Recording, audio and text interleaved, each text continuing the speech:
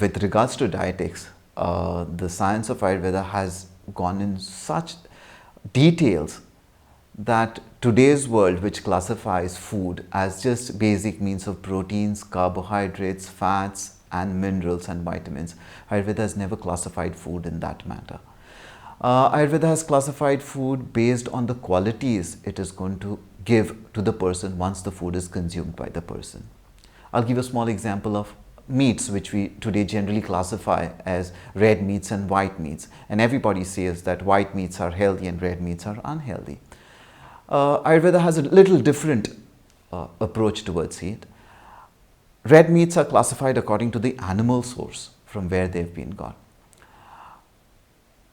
Pork, beef, mutton, goat's meat, venison, veal, all these have got different qualities on the body. The qualities of a pig, if you look at it, the pig loves marshy land, is obese, slow, sluggish, moves, though is rapid on its feet, but the movement is very slow. The similar qualities are attributed to the person who eats pork more. I have had so many cases of people who have come with very thick skin and not being able, very thick and a coarse skin and wanting to have a little nicer skin. And if you go into the history and ask, they say, yeah, we indulge in a lot of pork. We eat a lot of pork. So this, once you start eating that meat in a lot of quantities, the same qualities are attributed to your body. When Ayurveda talks about meat, they have given quality-wise what meats are the best. And when this has been clinically seen, goat's meat has been seen as to be the best meat for any human being who indulges into non-vegetarian food. If you look at the qualities of a goat, it is red meat indeed, but goat has the capacity to climb up to the highest part of the hill looking out for leaves, and it jumps. It's very sprightly on its feet. So these qualities are attributed to the body, and the body doesn't put on weight eating goat's meat. Now we'll come to the other part of white meat. White meat, the sources are basically duck, turkey or chicken. Chicken, if you observe a chicken around, all that it does is eats very fast and passes its bowels very fast. The moment it keeps on picking up on its food, and at the same time it's going to pass its bowels. So the digestive capacity is very high. So the fiery content in that is very much.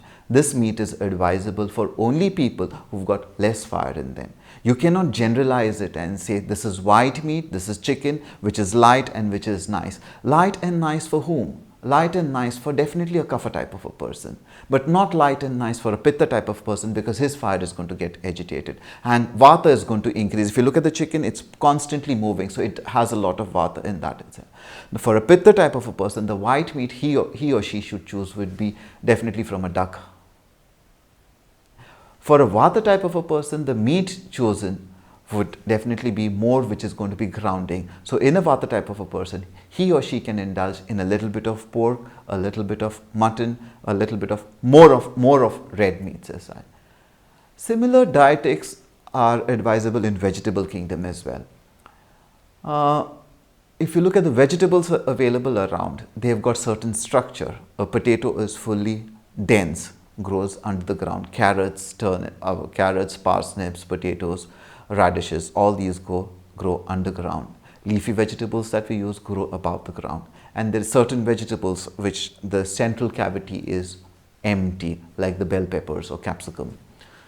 So the qualities imbibed to your body are dependent on what the qualities of the food material are.